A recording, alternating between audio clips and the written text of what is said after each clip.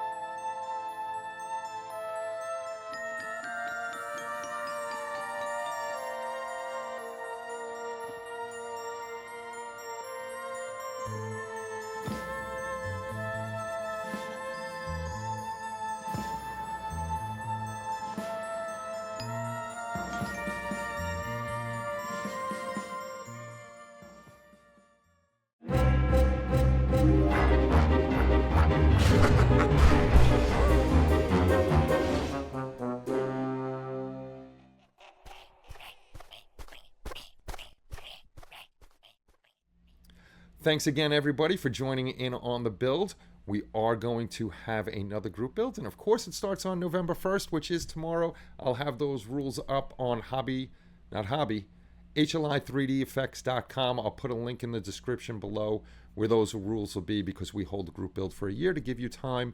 This way you can build your builds. Again, we love you, Boyd. We're very sorry that you're gone, and we're going to do this every year for you in your memory. Love you, brother.